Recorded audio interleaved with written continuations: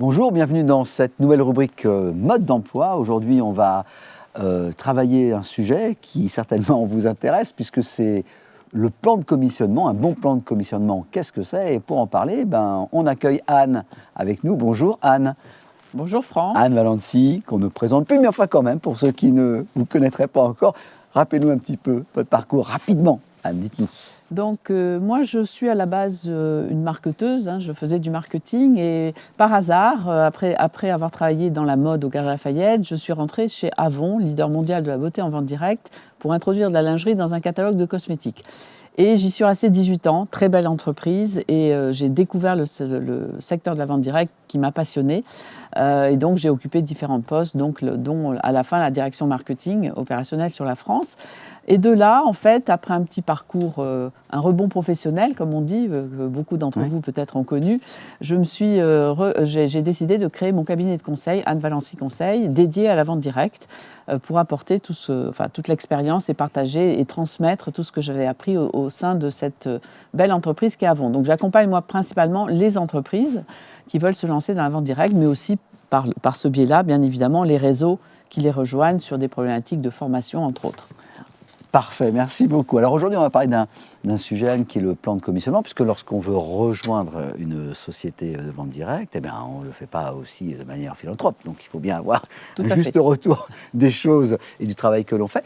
Alors, chaque entreprise a, je caricature un peu son plan de commissionnement adapté à sa structure. Alors, qu'est-ce que c'est pour vous un bon plan de commissionnement? Alors, on peut le voir de différentes manières, le plan de commissionnement. C'est sûr que ça va répondre à une des motivations des personnes qui rejoignent un réseau, bien évidemment, même si très souvent, ce n'est pas la première. Première motivation, c'est plutôt des leviers émotionnels.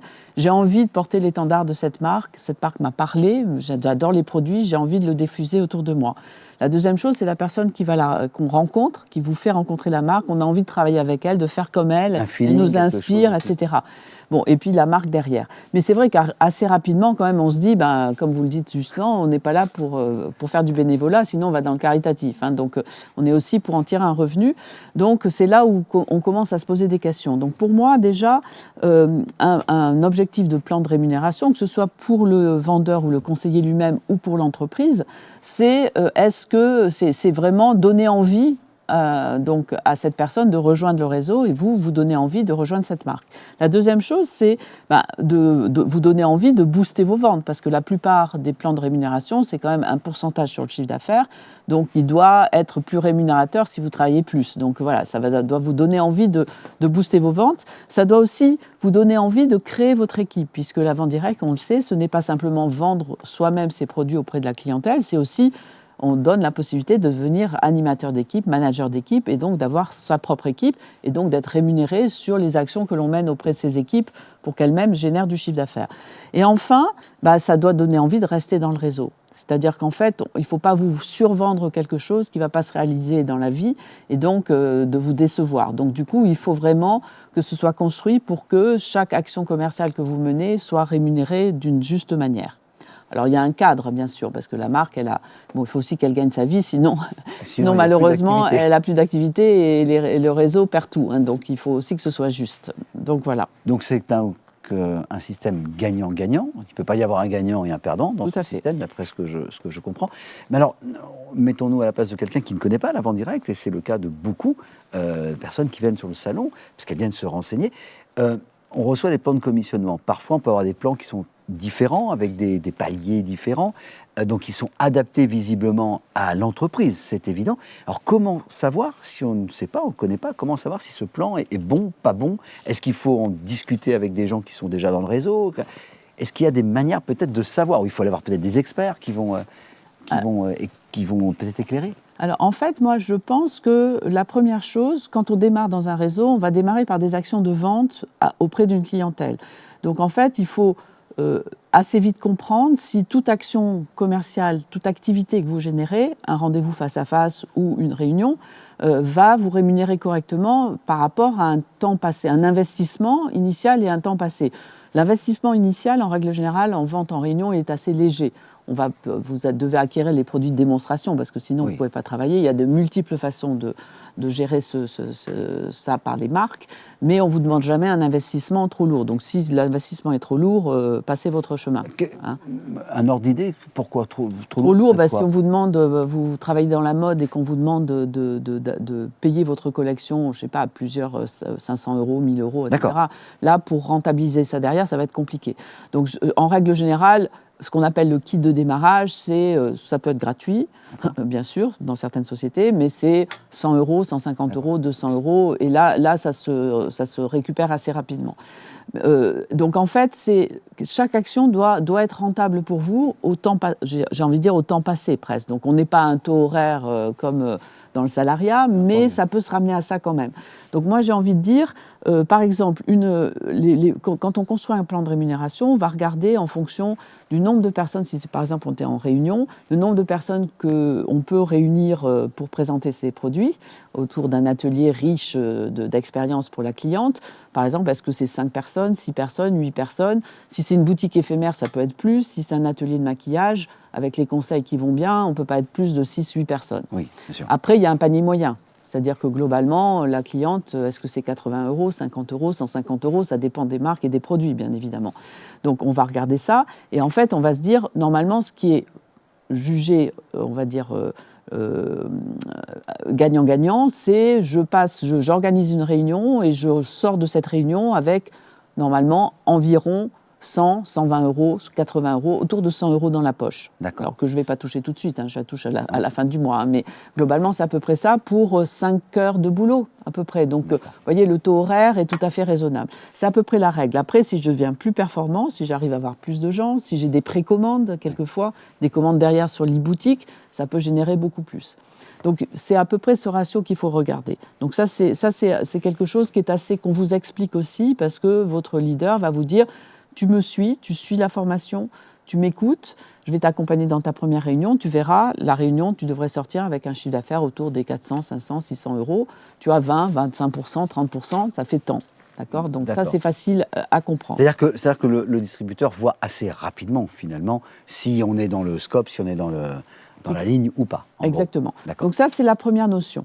Ensuite, pour moi, bien évidemment, il y a une notion où le plan de rémunération doit être quand même assez facilement compréhensible. Et c'est vrai que dans certaines sociétés, c'est un peu compliqué. Il faut avoir fait une agrégation de mathématiques appliquée pour pouvoir comprendre et calculer, savoir qu'est-ce qu'on va gagner. Là, je dis, faites attention. Mais ça peut être lié à quoi? Peut-être aux produits ou sinon peut-être. Alors, c'est des systèmes enfin, c'est plutôt la vente directe par réseau, on va dire, des sociétés plutôt américaines qui permettent de gagner beaucoup, beaucoup d'argent, mais c'est vrai qu'on ne sait jamais trop où on va. Moi, j'estime que surtout pour quelqu'un qui se lance, qui ne connaît pas la vente directe, il vaut mieux qu'il sache à peu près à quoi s'en tenir. D'accord, qu'il ait une traçabilité, un petit peu une projection. Exactement, ça, je mène 5 actions de vente. Je vais faire 5 réunions, je peux gagner 500 €, je sais à quoi m'en tenir. Et si c'est le temps dont je peux disposer, je sais que mes 500 € que je vais chercher tous les mois, je vais les avoir. Après, il y aura des ventes en plus au fil de l'eau. Mais voilà, ça, c'est un premier point. Après, je pense, donc la transparence, pour moi, est importante. La deuxième chose, c'est aussi, on dit dans le monde de la vente directe, vous avez 2 sources de revenus. Donc, est-ce que le plan de rémunération propose ces 2 sources de revenus? C'est-à-dire, en clair, au démarrage, vous allez vendre auprès d'une clientèle, faire un chiffre d'affaires, vous, directement, toucher une commission dessus, on en a parlé. Mais on vous donne la possibilité, parce que ça va se produire dans la réalité, de donner envie à des personnes de faire comme vous. C'est ce qu'on appelle le parrainage? Oui, c'est ce qu'on appelle le parrainage. C'est-à-dire qu'en fait, vous imaginez, vous êtes dans une réunion, et en fait, quand vous dites votre métier, vous parlez de comment vous y êtes rentré, ce que ça vous apporte au quotidien, et vous montrez que vous êtes ravi de faire ça. Très souvent, à la fin de la réunion, il y a quelqu'un qui dit « Ça a l'air super sympa ton métier, est-ce que je peux faire comme toi ?» Ben oui, bien sûr, moi je crée mon équipe, viens donc me rejoindre. Donc ça, c'est le deuxième niveau finalement, c'est-à-dire que… Exactement. Et donc là, comme moi, en tant qu'animatrice, je vais l'accompagner dans ses premiers pas, éventuellement la former, je vais passer du temps avec elle, donc c'est normal que je sois rémunérée dessus. Donc la société va me rémunérer sur le chiffre d'affaires réalisé par ma filleule. Ma filleule, c'est ça, d'accord. Okay. Et donc évidemment, qui sera moins important que celui de ma filleule, parce que c'est elle qui fait quand même globalement le boulot. Donc voilà, et là, si on vous permet ça, ça veut dire en clair que on vous offre la possibilité d'évoluer dans l'entreprise.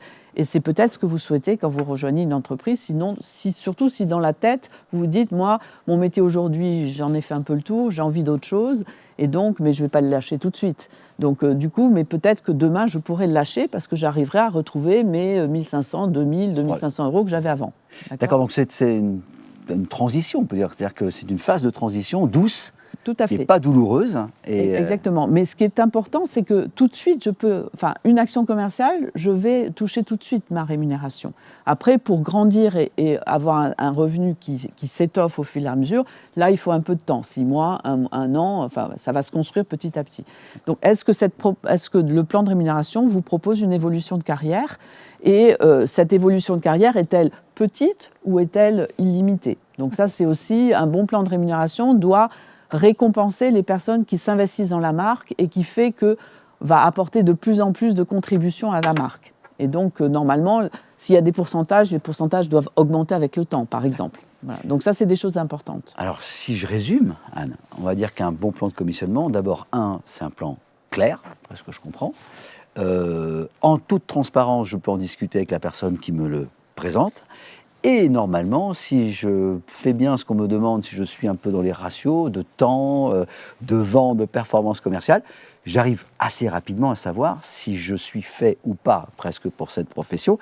Et là où je peux tracer presque des objectifs moi-même, et peut-être avec mon manager ou ma marraine ou mon parrain, et voir, me fixer des objectifs peut-être tous les 6 mois, etc. Et avancer tranquillement. Tout à fait, exactement. C'est exactement ça, et je pense qu'aujourd'hui, quand on rencontre des personnes qui sont là depuis un certain temps et qui paraissent heureux dans leur métier, très souvent, l'argent ne vient pas en premier lieu. Quand on vous dit « qu'est-ce qui te plaît dans ton métier ?», ils vont parler du plaisir de rencontrer des gens, des nouvelles personnes, de présenter une marque auquel elles croient, de donner du travail à d'autres personnes, d'aider des personnes à s'épanouir, avant de dire « je gagne très bien ma vie », surtout en France. On ne parle pas trop d'argent en France, mais très rapidement, quand on creuse un peu, on se rend compte qu'il y a certaines personnes qui gagnent bien mieux leur vie dans un métier d'indépendant, en ayant quand même du temps pour leur famille, que quand ils étaient salariés dans leur entreprise avant.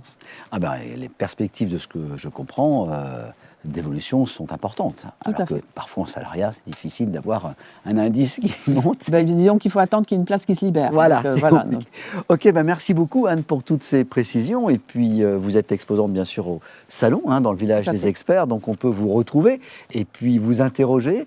Évidemment, je sais que vous répondrez toujours avec gentillesse et bienveillance. Et donc on vous remercie pour ça.